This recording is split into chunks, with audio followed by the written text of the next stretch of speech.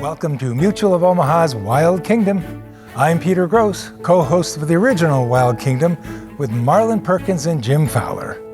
For more than 50 years, Wild Kingdom explored wildlife and our natural world. Tonight's episode and many others focus on the timeless value of wildlife conservation.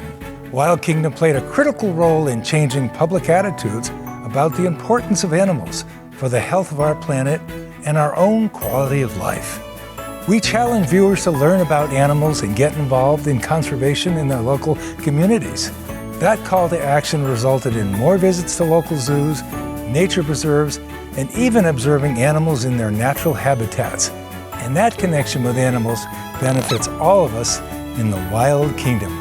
So sit back, relax, and enjoy Mutual of Omaha's Wild Kingdom.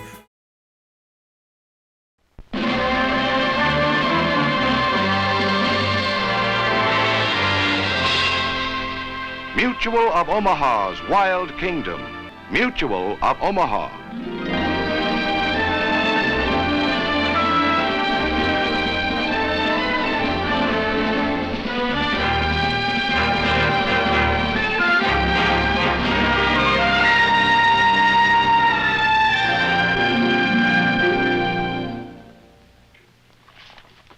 Hello.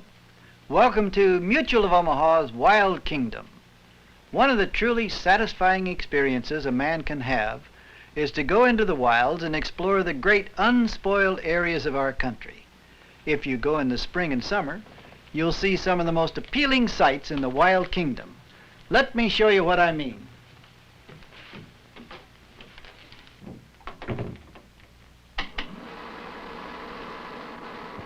Up in northern Wisconsin, we found young foxes full of fun and frolic.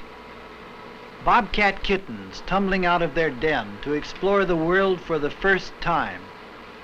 In Colorado, a puma on the prowl. And a magnificent elk, alert to danger.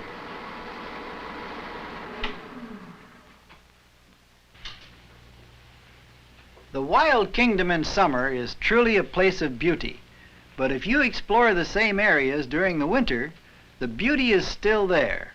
In fact, I think it's even more beautiful with the snow and ice. Jim and I explored this winter wilderness, and it was an unforgettable experience. Jim went to the mountains of Colorado, while I journeyed to the frozen woods of Wisconsin. This is where we observed so many animals last summer. Now that winter's here, I want to see how they're doing. Moving through the forest, high in the branches I see a bobcat. She has to hunt more now because she needs more food to keep warm.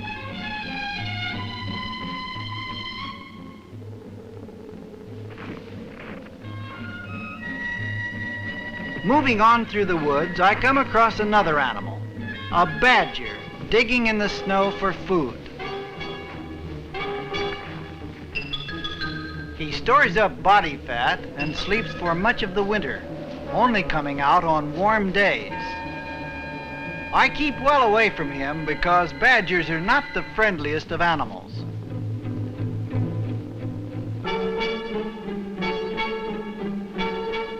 The clearing beyond the pines is the home of two foxes. This is my lucky day. They're so busy chasing each other, they don't see me. The red one picks up a scent. It's a pheasant.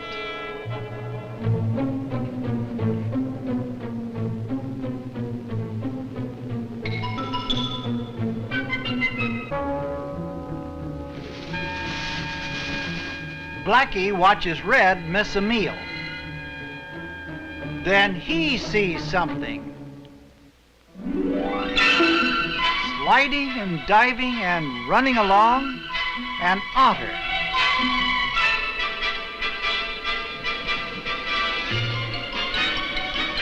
This is the fox's territory, and he doesn't like strangers in it.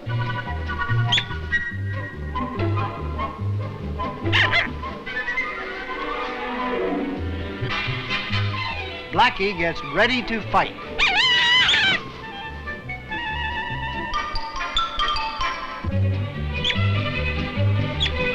The otter is only investigating the area and really isn't looking for a fight. However, he does give the fox a nip on his tail just to show who's boss. Let's see where the otter goes.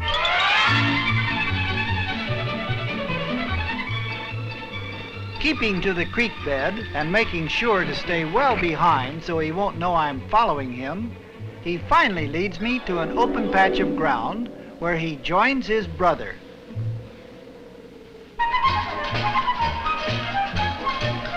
Otters just have a wonderful time in the snow.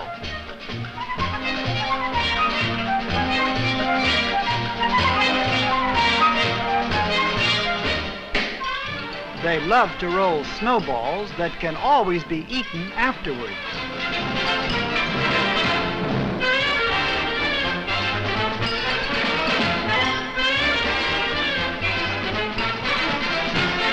Thirsty?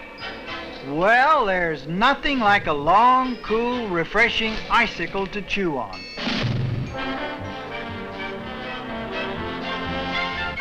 All this snow to roll in, man, it's the greatest.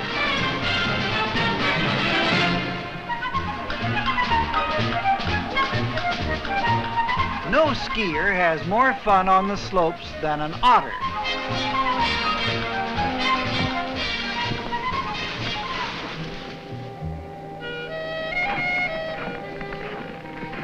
A short distance from where the two otters are playing is another old friend, a porcupine. He doesn't look too happy.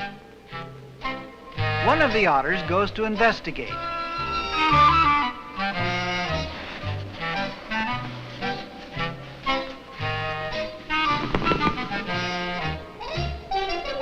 The otter takes one look. Forget it. He must have had a nasty experience with quills like that before.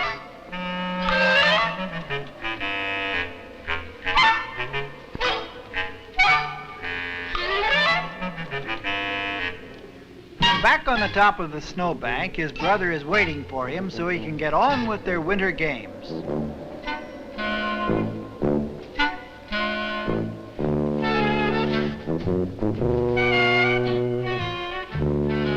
Next event, the toboggan run. His brother follows him.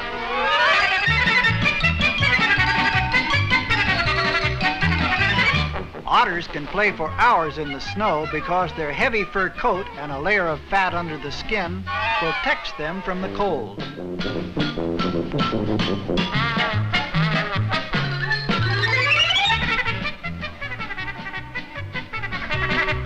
Of all the animals, the playful otter probably has the most fun when winter comes to the woods of Wisconsin.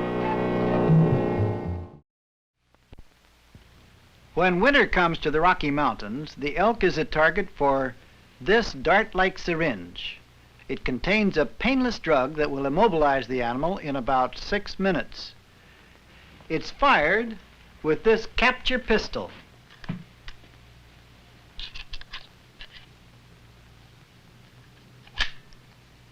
They're both used by the Colorado Game, Fish, and Parks Department in the most unusual and most exciting kind of elk hunt I've ever been on. A snowcat takes me to the starting point for the elk hunt. A last word with biologist Ray Boyd, and then on schedule our helicopter arrives.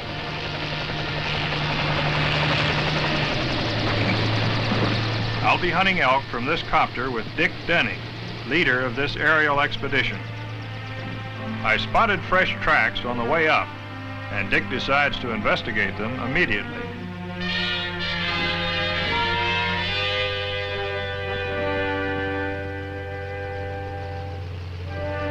Once aboard, I meet our pilot, Virgil Jones.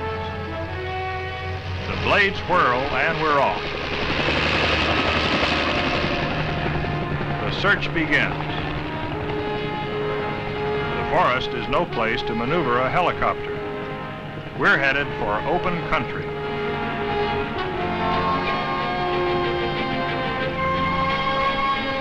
Finally, we see the hunting ground where we've positioned our cameraman, Jack Richards. We'll drive the elk toward him so he can film the chase.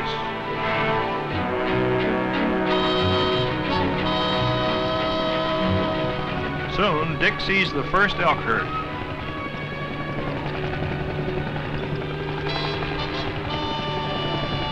There's a good target. If we can drive her into the open, we might get a shot at her. Virgil tries to herd her out, but she won't be driven.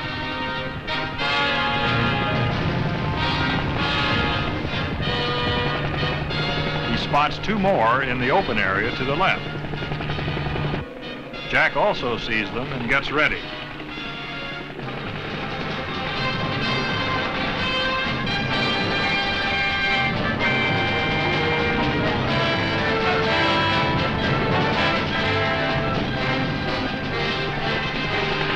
Virgil maneuvers so Dick can get a clear shot with the capture pistol loaded with the immobilizing drug. But the cow puts on a burst of speed and gets too far ahead.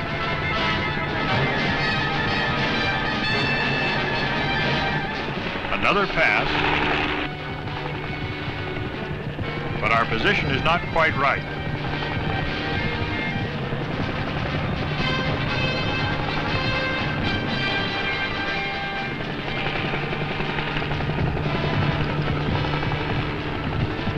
Dick fires, but misses. She's beginning to tire.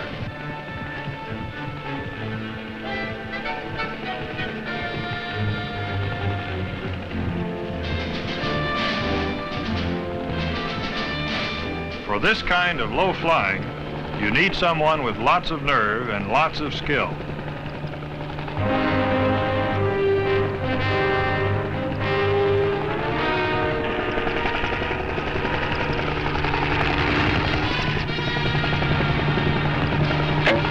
Bullseye.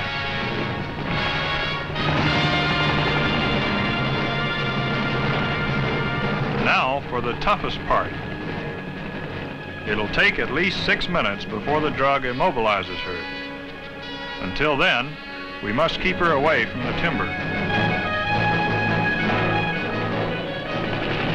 This calls for all of Virgil's skill.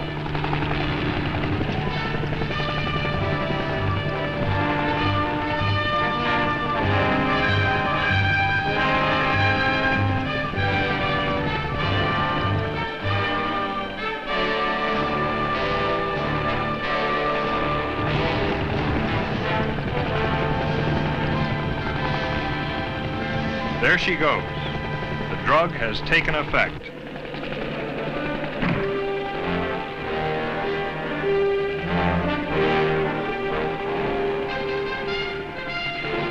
Now for the next part of the operation.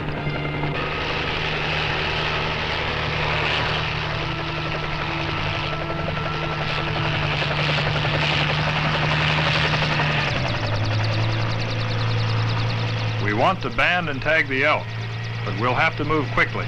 The drug's effect soon wears off. While Dick carries the equipment, I hurry to make sure she's breathing properly. She's fine and in no pain. First, the syringe must be removed. An antiseptic is applied to prevent any infection.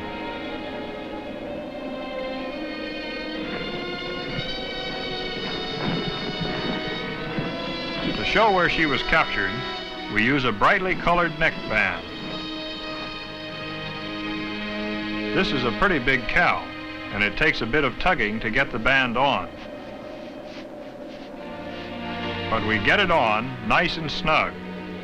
It's still loose enough not to interfere with her breathing. Next, an identifying ear tag with the words, "Notify Colorado Game and Fish, Denver, Colorado." Finally, a look at her teeth. a good way to judge an elk's age. She's about 7 years old.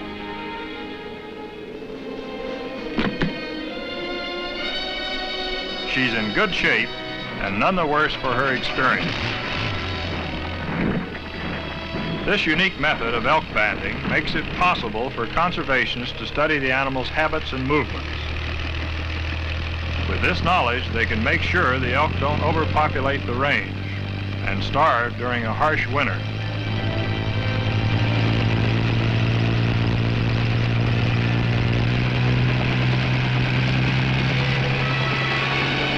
One last look back. In a few minutes, she'll be up and about again. Tagging elk with the help of an immobilizing drug worked well. But in deep snow, Dick Denny found out they could tag a lot more elk in a day's time by simply putting a new twist on the Old West. They became copter cowboys.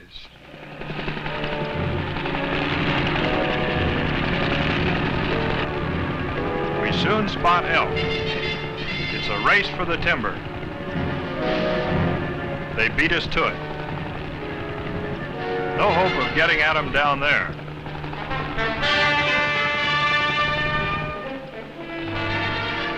Our sudden appearance flushes a young bull into the open. But we're not after big males.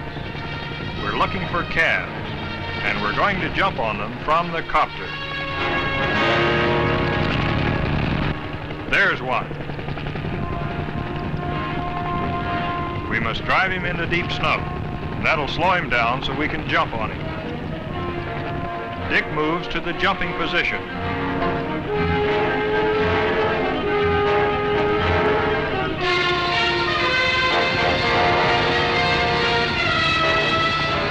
He's ready. Now the snow's getting deeper.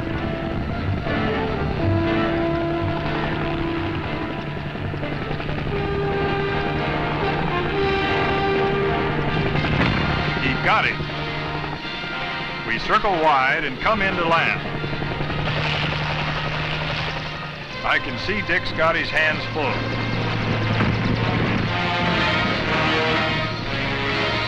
Things are under control now. That was quick work. This time the neck band goes on much easier.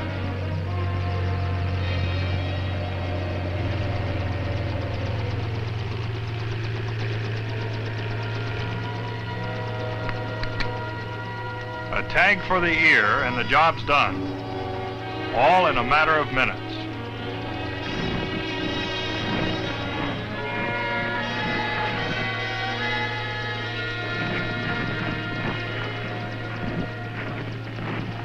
Dick Denny was the first to bulldog elk from helicopters. He asked me if I'd like to try. Sure, I'll try anything once.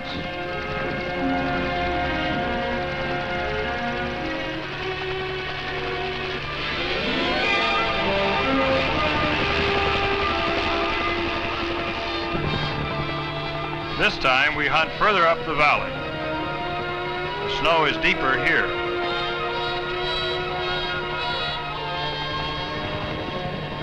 Down in the basin, we immediately spot a cow and 2 calves.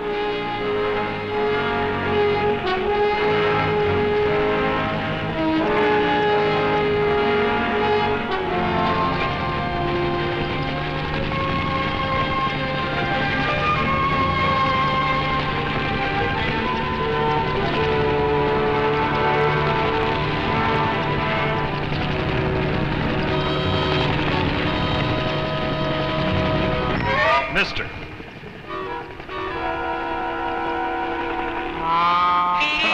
If you don't judge it right, you wind up with a face full of snow.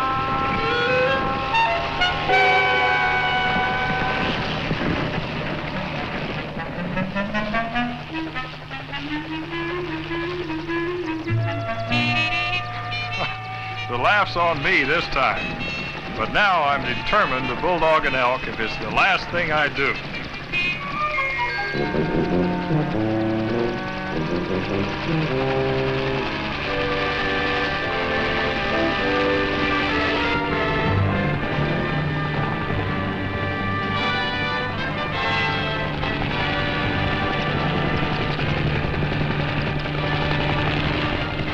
we go again.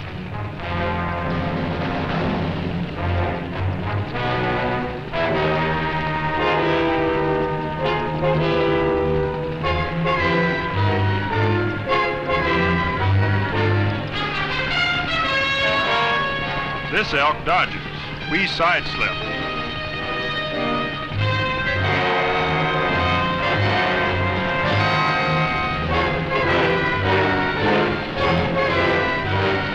This time we overshoot and have to pull up and swing right around.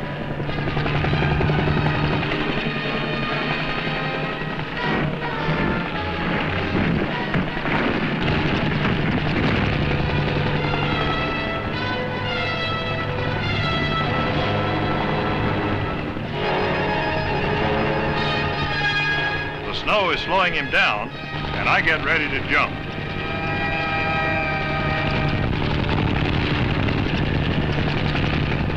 Just a little closer.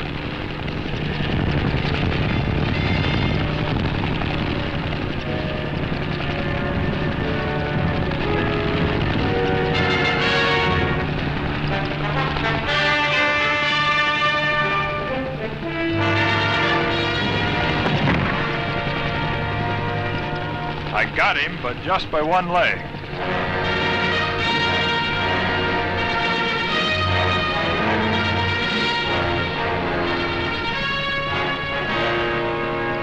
This one's a real fighter.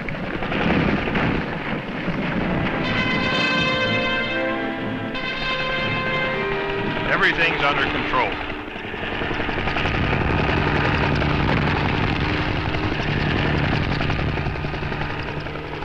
Virgil pulls off and leaves us to get on with the bandit.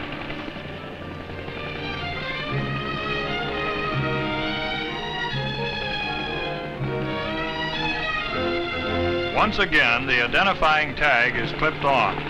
It may look painful, but the elk hardly feels it.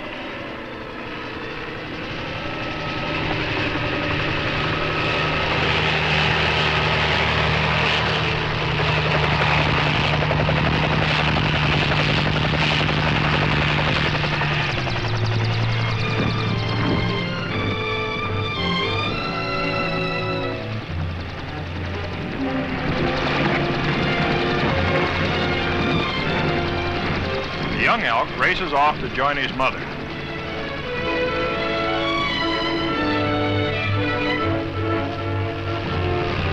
We're off to find another elk.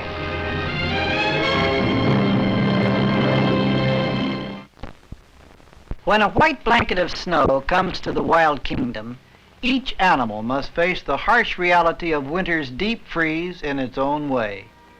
Some, like the bear, will sleep it away. Others, like the geese, fly south to avoid it. The badger stores up body fat. Others stay put and hunt for food each day. Before man penetrated the wilderness areas of North America, an animal's particular way of facing winter worked out well for him. But now that we have, in many cases, restricted their range and their food supply, we must continue to look for more ways of helping them survive the stinging blows of winter until once again spring comes to the wild kingdom.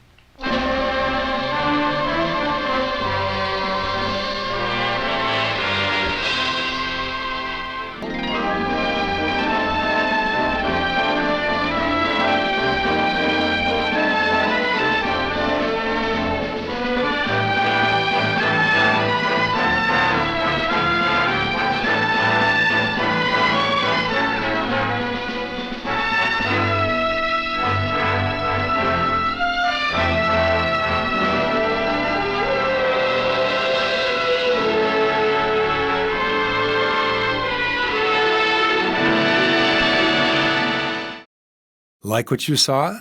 Follow us on Facebook, Instagram, and YouTube for more exclusive content. And visit our website at wildkingdom.com.